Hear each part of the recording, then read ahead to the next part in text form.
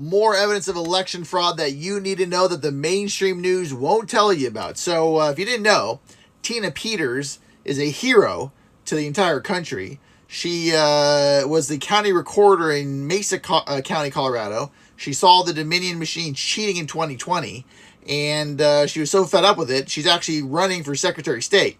Well, Colorado had their primaries a few weeks ago and completely cheated her out of a race. And let me show you what I'm talking about.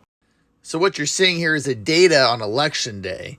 Tina Peters was in red, and these other two people she was running against are the two different colors. But if you look at this chart, one, why do they start out at like 50-some thousand votes? That's a little weird. All votes should start at 0, so there's a problem there.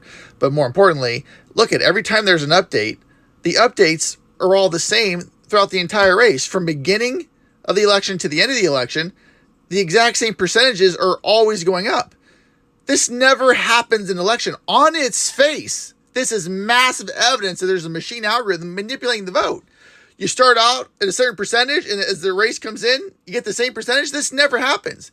In real races, you might have fluctuations of going up and going down. You know, a heavily Democrat precinct might come in, maybe the Democrat goes up more. Then a heavily Republican precinct comes in, then the Republican goes up more. You always see variations throughout the race. You'll see them maybe flip-flopping back and forth, who's going to win. You never see this. This is fraud on its face. And by the way, Tina Peters was up 20% in every poll. But on election day, she didn't win by 20. She lost by like 15 points. What? And the two people she ran against in a Republican primary were Democrats.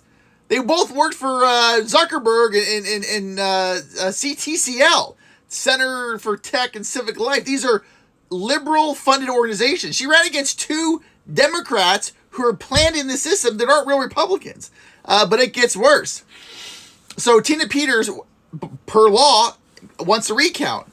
The corrupt Secretary of State, currently Secretary of State, Jenna Griswold, so it's going to cost $255,000. Well, that's a sham. Anyway, Tina Peters was able to raise the money in a day, paid for the recount, and now Tina Peters is suing because Jenna Griswold doesn't want to do the recount per law. There is a lawsuit right now pending where they don't want to look at the hand ballots. By law, it's a canvass board, not the Secretary of State. A canvass board is supposed to run the recount and do a hand count.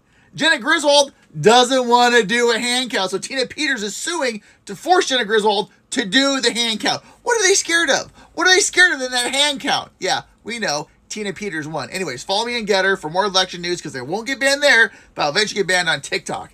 Out freaking outrageous. The Democrats just keep cheating.